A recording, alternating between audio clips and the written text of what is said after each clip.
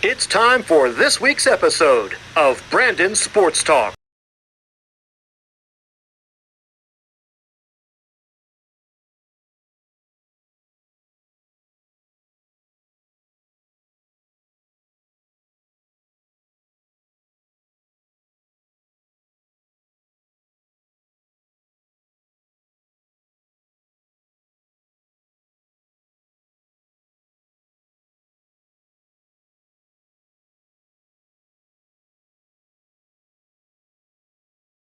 Welcome back to Brandon's Sports Talk. In today's episode, I have the privilege to interview the SMU Mustangs head wheelchair basketball coach, Coach Derk Klinker. How are you doing today? I'm doing great, Brandon. Thank you. Thank you for having me on here. Can you talk about how you knew that you wanted to become a coach for wheelchair basketball? Yeah, so I've always knew early on in like high school that I wanted to be a coach. I really enjoyed the intricacies of kind of the different things, and I was really thinking about becoming a football coach. So kind of my unique story of getting in wheelchair basketball, kind of give you the short, like probably minute-long version instead of the 3-hour version. But I my first love was football. I played football through high school, came to college on a scholarship type of deal, and I really enjoyed like understanding, more than just my responsibility, kind of like the whole defensive scheme of why you were doing it. And then you look at the offense, what are they doing? How do you counter it? What's the counters? What's the reads and different things like that.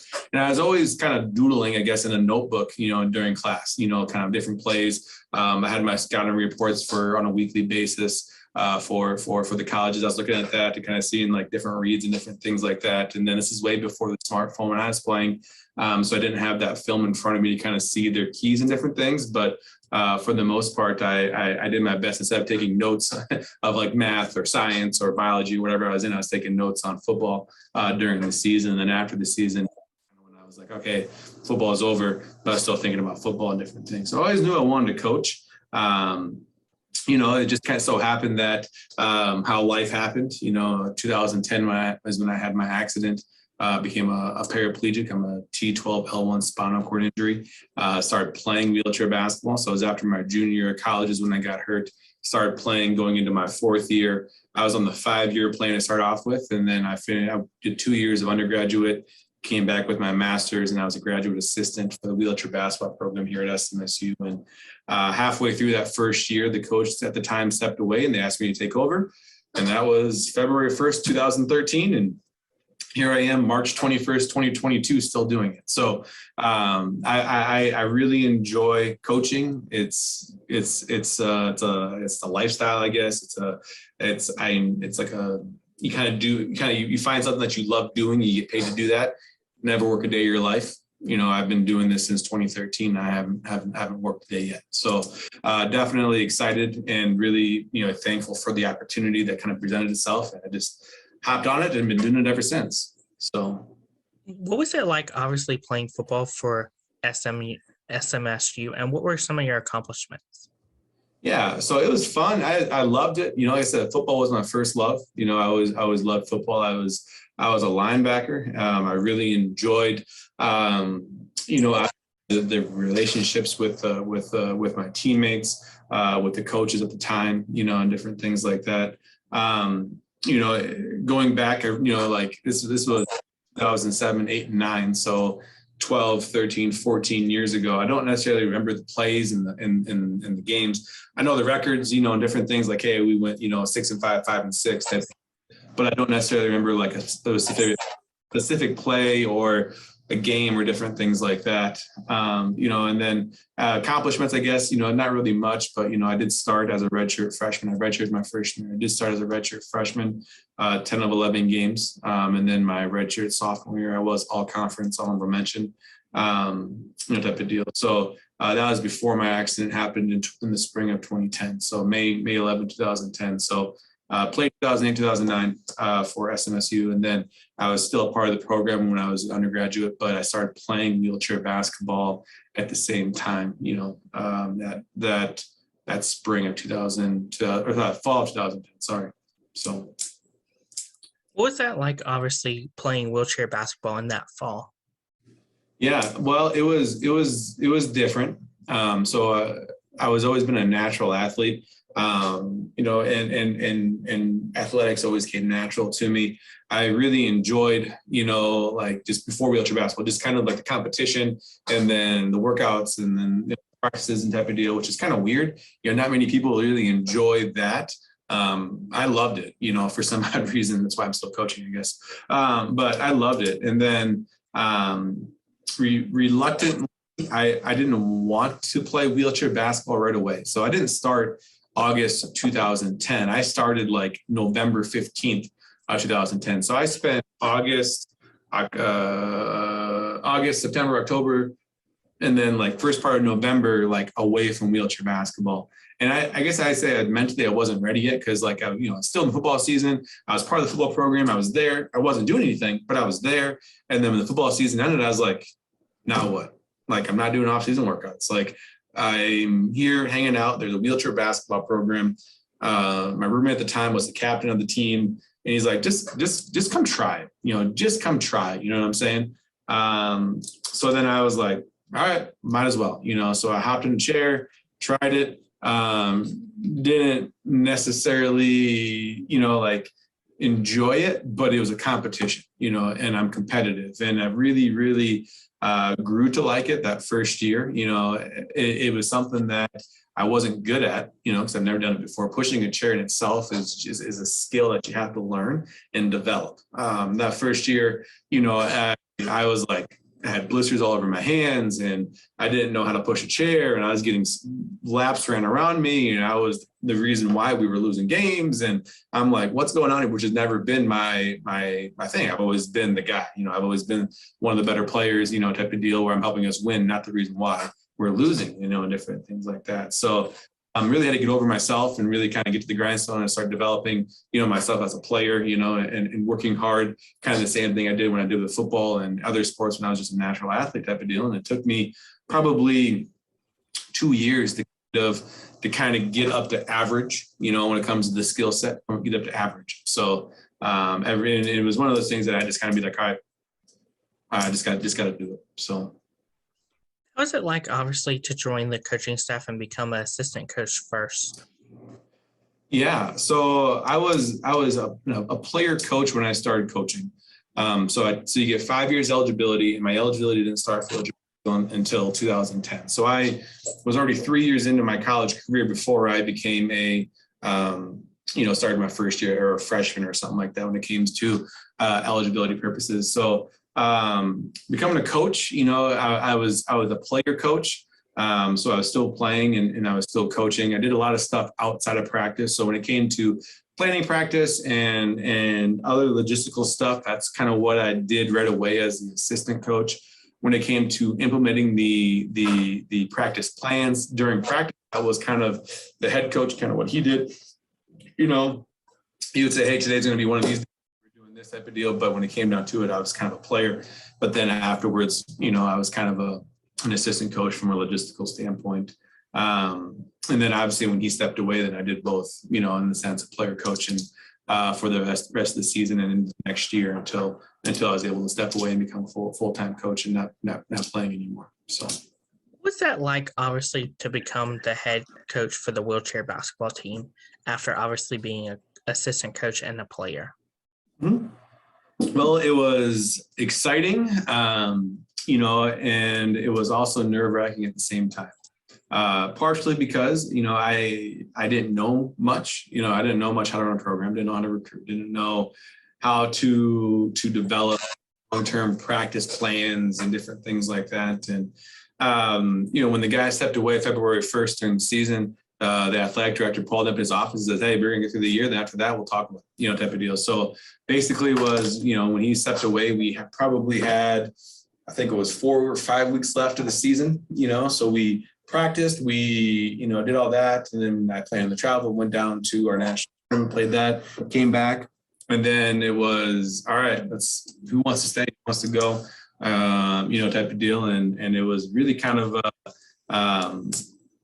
a really interesting situation. I say that I'm just, you get to kind of meld it over, but we had 10 players on the roster at the time, of the 10, 3 came back, and then including myself, there was 4. So 6 players stepped away. They either graduated or they decided not to come back the following year. And then we were able to find one person to come that fall. So we had 5 players, and I was the head coach. I was a player coach that following year, basically the first full year of me coaching. So I was a player coach with 4 players. So it was tough to say the least.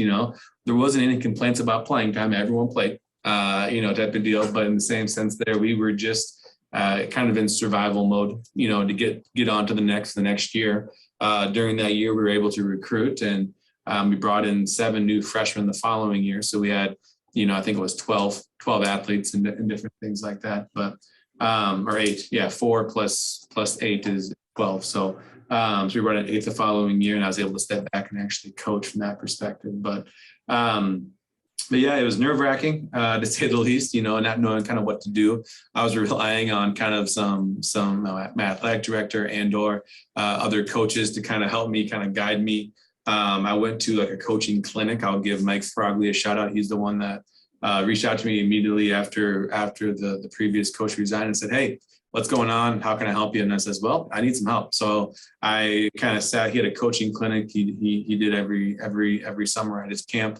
I went to that. He gave me kind of a template to kind of follow. And with that template, I still kind of, still create our year-long plans from that template and how to recruit and, practice plans and goals and different things like that. So very thankful for that opportunity that presented itself. Very thankful for Mike Frogley to kind of get me started on the path that I'm going, essentially. So. Of course, what was that transition like? As you said, you were a player coach. What was that transition like from being a player coach to actually being a coach and coaching the players? Yeah. And I was young, and I guess, it's one of those things that when you look at hindsight 2020, you're like, "Ooh, did I really do that?" Type of deal. So a lot of steep learning curves, on how to coach in the sense of how do you do things, type of deal. Learned a lot. In the sense of how do you develop practice plans, how do you develop a schedule, how do you a game schedule, how do you develop, traveling and different things like that, and expectations, and really talking with the players and building relationships with them. Because the biggest thing that I've kind of learned is, is they really don't care how much I know until they know how much I care. And that's it. And kind of my philosophy is more of a relationship, like I'm a relationship-based coach in the sense I try to build relationships with the players to kind of understand them as people first before athletes, and how can I help them as a person to become a better person, a better student, and then obviously a better athlete, from that perspective. And, and obviously build trust with them so they can trust me. I trust them. The expectations of saying, "Hey, this is what you got to do from an expectation standpoint. You have to do, A, B, and C from that perspective. And that's my expectation of you. If you don't, I'm going to ask why, and we got to do that type of deal." So, and then, from that perspective, early on, did I have my expectations too high, because was I coaching myself or not type of deal. And I was really kind of, because one thing I have learned in wheelchair basketball. So when I played football, yes, there's a diverse population in football, but for the most part, when you have your football, you have each position is very similar in how they think. And I'm a linebacker. So like linebackers are meatheads. All right. So we like to put our head down and run through walls. That's kind of the mindset of that type of deal.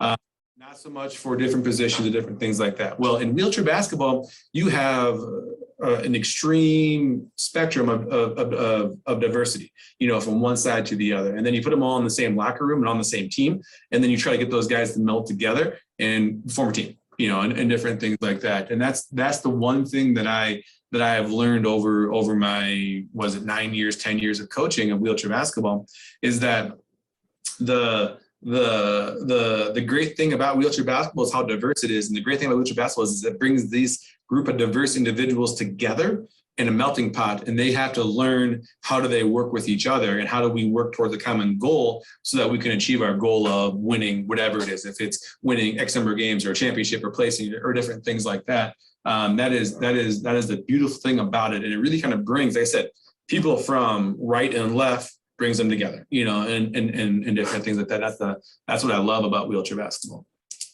What are some of your accomplishments so far in coaching wheelchair basketball? Yeah, so great question. I don't like to talk about myself very much. I talk about what I do, but real quick off the top of my head, we started at the bottom. There were seven teams. We were the last place. We were the worst team. When I started coaching, we had 3 players when I started coaching. Now we have a full roster, roster of 15 athletes. So being able to bring, the numbers to kind of where they are, and then graduating my first recruiting class 3 years ago now. So helping those student athletes kind of graduate, when they exhaust their eligibility and different things like that, that will help them walk across the stage or watch them walk across the stage.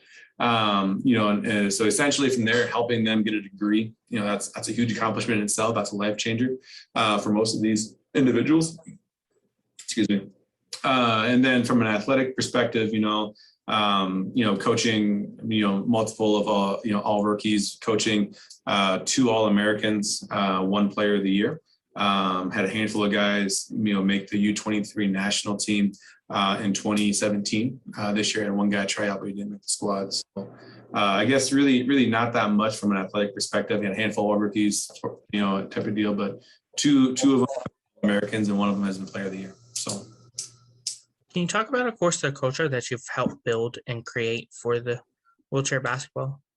Yeah, and it's really kind of student driven. That's one thing that I have learned is that the students have to kind of create what they want.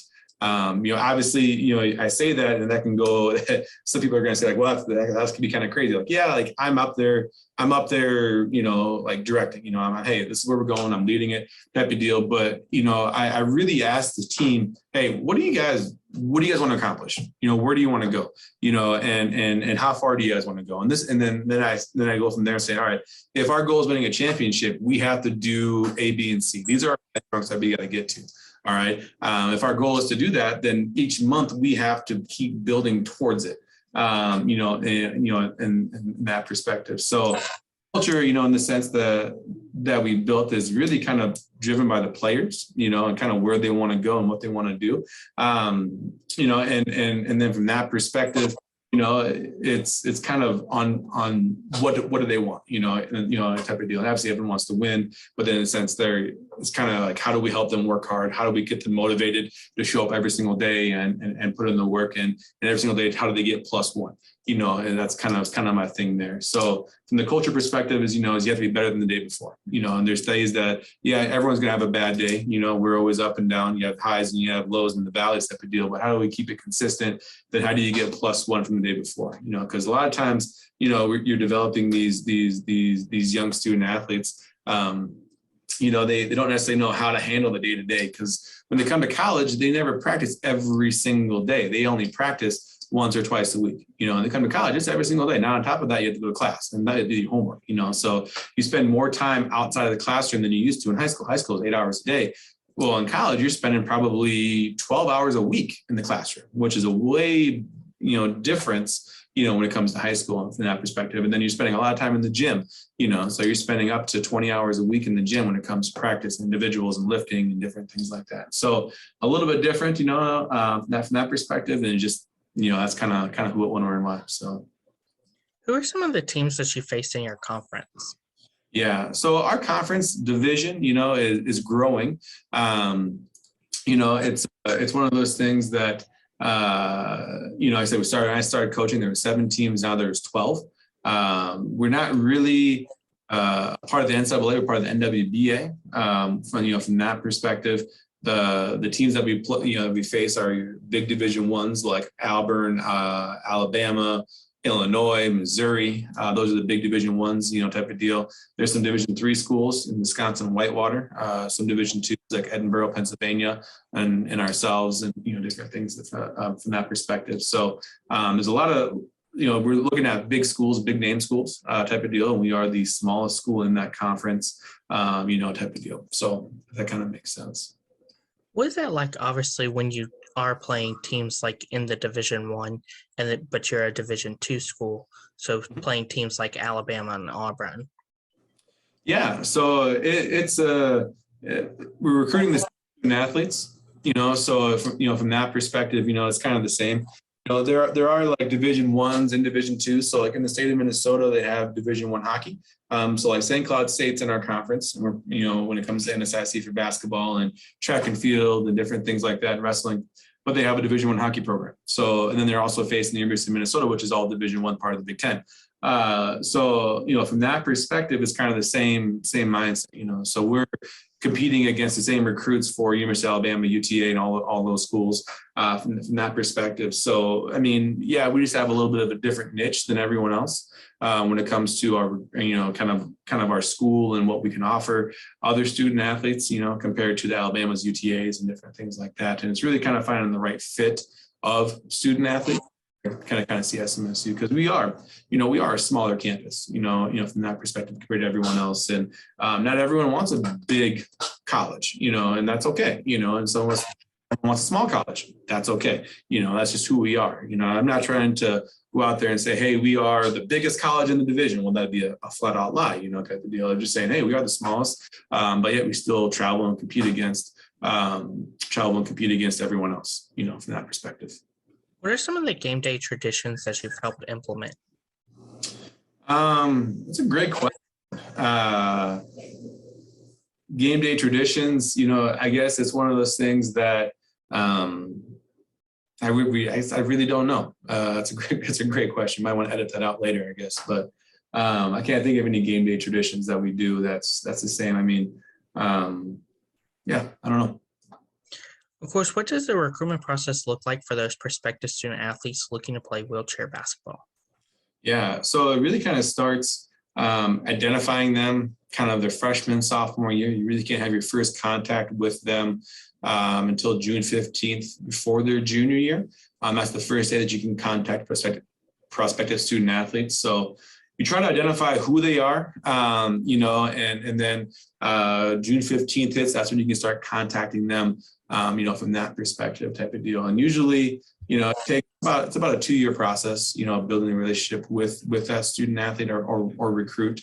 And then it really kind of depends on who, when, where, and why, try to get them on campus, sometime either late their junior year or the summer before their senior year or early their senior year, to kind of show them for a visit, type of deal. And then they can sign as early as September 1st. And each recruiting visit, each recruit is different, kind of in that perspective. And so I try to make that first contact, June 15th of the recruits that I think would be a good fit for our program, building a relationship that entire junior year, and then try to get them on campus the spring semester of the junior year or the summer before their senior year, type of deal. And then obviously have a good enough in the sense of impression, kind of what we have to offer, a good fit for us. And then from a financial aid perspective, of making sure that we're competitive amongst their other offers, type of deal. So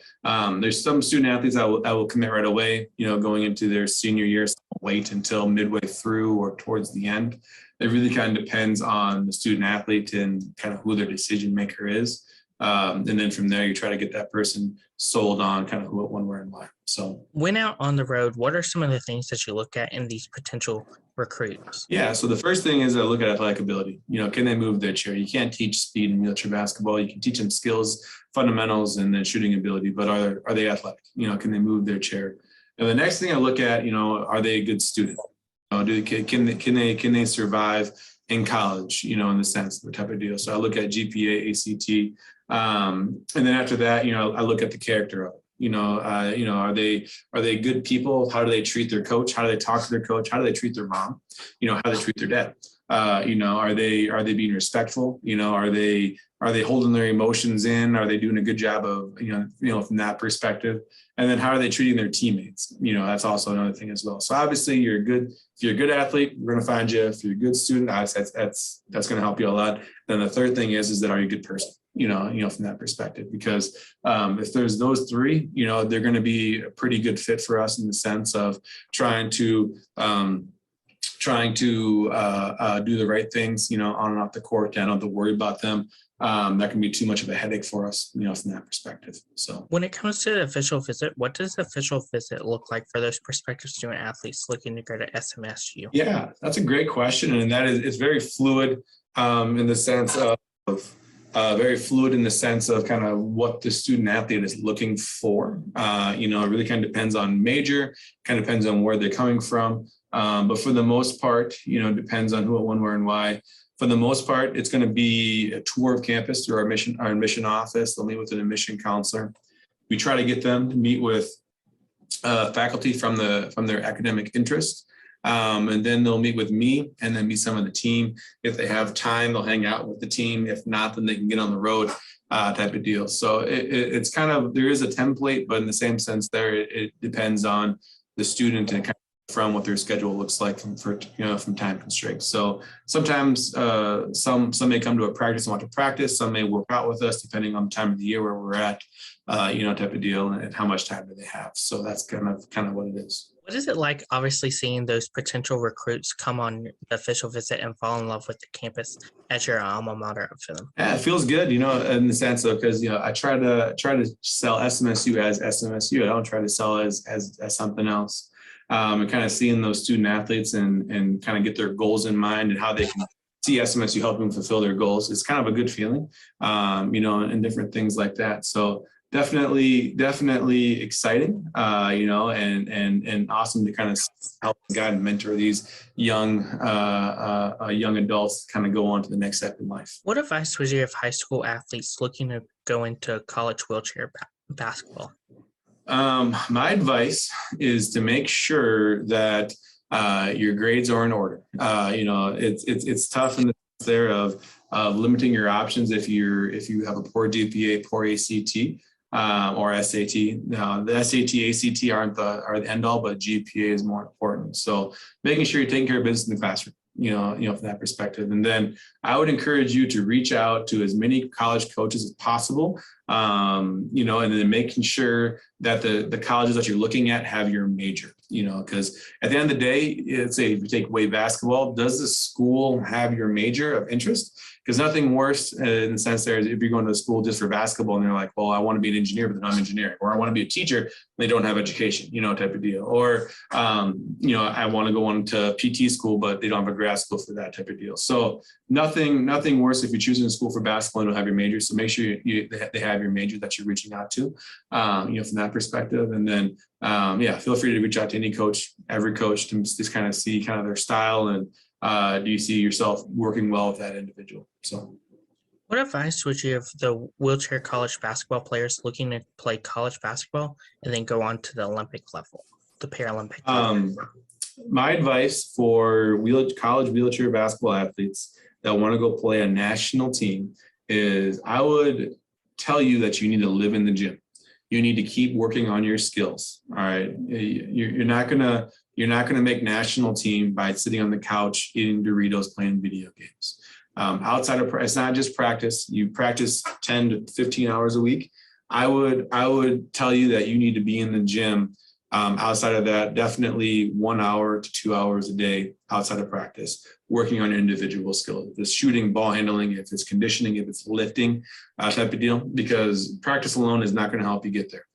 You got to refine yourself and refine your skills. About 10,000 hours it takes to become a professional. And if you can get that 10,000 hours sooner rather than later, you're going to be just fine. But it's the every single day getting better and choosing to get better and finding time to get into the gym while taking care of your studies and different things like that, because it is a lifestyle. I tried out once in 2016, did not make it, unfortunately, and whatnot there. And when I see, they always come, some student athletes will come to me and say, I want to make national team. Okay, great, awesome. Like, you got to be doing this type of deal. And after 2 years, they're like, yeah, I don't want to do that anymore. It's too much work, or I just don't have the motivation to do it. So for someone that wants to make the national team, you got to put in the work. It's not going to be easy, and whatnot there. So stay out there, please. Do you love you, Dad? Okay, no, I got a meeting here in a little bit. Okay. What advice would you give those people looking to become head coaches of wheelchair basketball and even coach at the alma mater just like you did? I would encourage them to get their master's, and then I would ask their coach what it takes to become a college coach or a coach in the college setting, because you'll spend less time coaching and more time dealing with other things than you will coaching.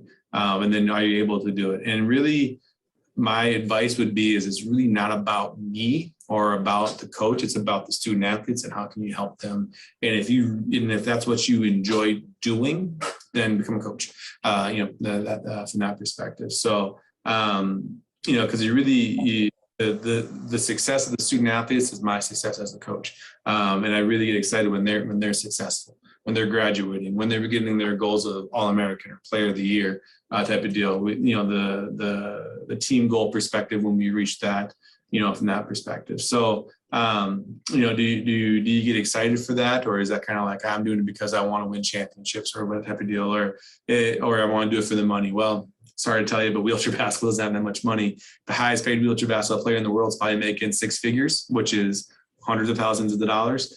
The highest paid NBA player is making about $50 million a year. So big difference, type of deal. There's not a lot of money in wheelchair basketball from that perspective when you're looking at that. But and you can't do it for the money. You do it because you love it. So that's my advice for any person trying to get involved in coaching. The hardest thing you look at their alma mater is that there's not many coaching vacancies in wheelchair basketball. There's only 12. There's only 12 in the nation type of deal. And from my perspective is that they don't come open very often. They're usually, once you're in that position, coaches stay in those positions for a handful of years. I've been doing this since 2013 type of deal. And I'd say there's maybe been three positions open since I started, besides mine. I had before, but 3 positions. So, and there's not many, opportunities. And if the opportunity presents itself, you got to take it. So. That's great advice. Where can my listeners find you at on social media along with the SMSU Wheelchair Basketball app? Twitter, Instagram, and Facebook. Facebook is just my first and last name, Derk Klinker. Twitter is Coach Klink43. And then my Instagram is, I don't even know what my Instagram tag is, type of deal. Wheelchair basketball, Twitter, Instagram, Facebook. SMSU Wheelchair Basketball is kind of the thing for Facebook and Instagram. And then for Twitter, I made it early on in my coaching career. It's Wheeling Mustangs. So those are the handles for that. So yeah, those are our Facebook platforms, our social media platforms. So find us online as well.